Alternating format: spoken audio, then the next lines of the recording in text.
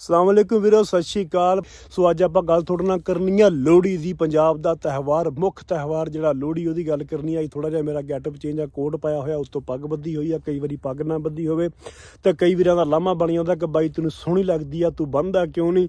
सो वीरो, तुहाडा प्यार है, जिउंदे वसदे रहो। धन्नवाद। 29 पो 13 जनवरी है और जगत भर विच वसदे पंजाबियां नूं मेरे वल्लों लोहड़ी दीयां लख लख मुबारकां एडवांस। जिउंदे वसदे रहो, दाता तुहानूं आबाद रखे। और तुसी इदां ही अपने सोहणे दे सदके, रब दे सदके तुसी जिहड़ा ना वो इन्हां त्यौहारां नूं, अपनी बोली नूं, अपने कल्चर नूं आबाद रखो और इन्हां नूं मनाउंदे रहो। गल्लां बातां आपां जरूरी ये करनियां ने, पहले भी वख-वख समयां ते वख-वख टाइमां ते, और जदों भी किते लोहड़ी विसाखी दा टाइम आउंदा ते आपां गल्लां तुहाडे नाल सांझीआं करदे रहीदा कि साडे इधर वड्डी गिणती जिहड़ी आ, मेजोरिटी जिहड़ी आ लोहड़ी विसाखी नूं त्यौहार ही अपना नहीं मनदी। और जिन्हां वीरां नूं लोहड़ी विसाखी दा पता भी है तो ये समझदे ने कि शायद बार्डरों पार मनाई जाती है, सिर्फ और सिर्फ सिखां दी है, साडे नाल इहदा लेना देना कोई नहीं। हालांकि लोहड़ी जिहड़ी है या विसाखी या पंजाब दे होर त्यौहार ने, ये किसी एक धर्म दे या किसी एक धिर दे त्यौहार नहीं ने। ये पंजाब दे विच रहण वाला सिख, पंजाब च रहण वाला हिंदू, मुस्लिम, क्रिश्चियन या कोई होर भी है, ये सब दे सांझे त्यौहार ने, क्योंकि खित्ते दे ने, मिट्टी दे ने, वसेब दे ने, धरत दे ने। ये साडे कल्चर दे त्यौहार ने, किसी एक धड़े दे, किसी एक कौम दे, किसी एक धिर दे त्यौहार नहीं। जिद्दां बोलियां दे धर्म नहीं हुंदे, इस तरह जिहड़े मिट्टी दे त्यौहार, खित्ते दे त्यौहार होण, उन्हां दे भी धर्म नहीं हुंदे। सो इस तरह लोहड़ी ਜਿਹੜੀ ਅਸੀਂ ਮਨਾਉਂਦੇ ਆ, ਇਹਨੂੰ ਇੱਕ ਤਾਂ ਕਿਸਾਨੀ ਦੇ ਨਾਲ ਜੋੜਿਆ ਜਾਂਦਾ ਕਿ ਕਿਸਾਨ ਦੇ ਘਰ ਸਿਆਲੇ ਦੇ ਵਿੱਚ ਜਿਹੜੀ ਪਹਿਲੀ ਫਸਲ ਆਉਂਦੀ ਆ ਗੰਨੇ ਦੀ, ਉਹਦੇ ਘਰ ਰਿਜ਼ਕ ਆਉਂਦਾ, ਖੁਸ਼ੀ ਦੇ ਵਿੱਚ ਮਠਿਆਈ ਵੰਡਦਾ, ਢੋਲ ਮਾਰਦਾ ਔਰ ਸ਼ੁਕਰ ਕਰਦਾ ਰੱਬ ਸੋਹਣਿਆ ਦਾਤੇ ਦਾ, ਸ਼ੁਕਰਾਨਾ ਪੜ੍ਹਦਾ ਕਿ ਸੋਹਣਿਆ ਰੱਬਾ ਤੂੰ ਮੇਰੇ ਘਰ ਰਿਜ਼ਕ ਦਿੱਤਾ।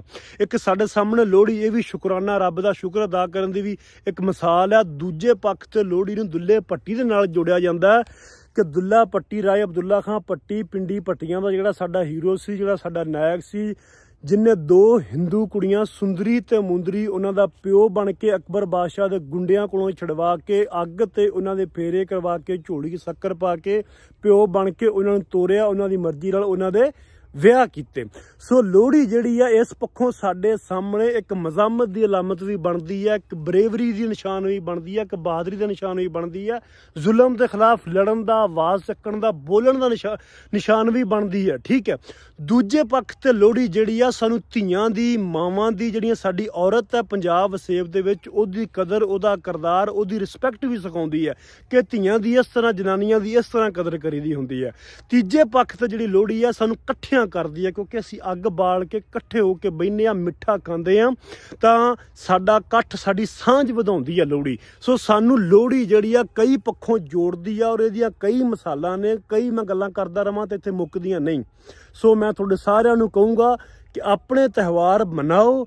ठीक है, गोरा कल्चर या यूरोपीयन कल्चर या बाहरले कल्चर भी अडोप्ट करो, लेकिन अपने वसेब नूं, अपने त्यौहारां नूं, अपनी बोली नूं, अपने पहरावे नूं मत छड्डो और इनू किसी एक धिर दे नाल मत जोड़ो कि सिखां दा या हिंदुआं दा या मुसलमानां दा नहीं। ये खित्ते दे ने और खित्ते दे विच रहण वाले हर उस बंदे दा जो पंजाबी है, जो इत्थे पिछले 5500 साल तो 5000 साल तो रह रहा।